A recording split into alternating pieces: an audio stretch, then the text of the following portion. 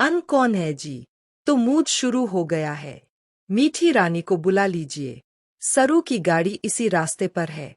क्या कर रहे हो तुम लोग? जहरीला धुआं भर दो गाड़ी में। ना ही ये गाड़ी अंदर से अनलॉक होगी और ना ही तो यहाँ से बाहर आ पाएगी। आज सरू की सगाई का जश्न नहीं, मौत का मातम बनेगा। सीरियल सरू में आ गया है बहुत ही धमाकेदार ट्विस्ट। जी हाँ, आप आने वाले ट्विस्ट में देखेंगे कि यहाँ पर वेद और सरू की इंगेजमेंट होने वाली होती है। लेकिन भाई, अनिका ने सरू को किडनैप करवा दिया है, और इतना ही नहीं, किडनैप भी करवाया और साथ ही उसकी गाड़ी में जहरीला धुआं भरवा दिया है, जिसकी वजह से यहाँ सरू की जान खतरे में पड़ गई है। लेकिन वेद अपनी सरू को कुछ होने दे, ऐसा तो हो ही नहीं सकता।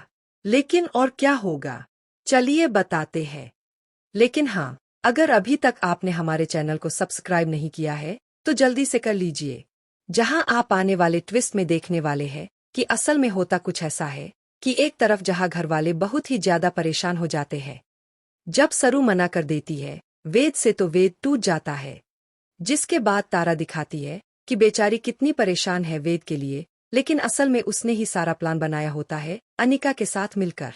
जिसके बाद वेद को यह बात पता चल जाती है कि उसकी माँ तारा ने यह सब किया है, और यहाँ पर अब अनिका का भांडा फूट जाता है। और इतना ही नहीं, यहाँ पर जब वह अब कलाई काटने का नाटक करती है तो वेद उसे भी एक्सपोज कर देता है। और यहाँ पर अब सरू समझ जाती है कि मुझे वेद के साथ ऐसा नहीं करना चाहिए।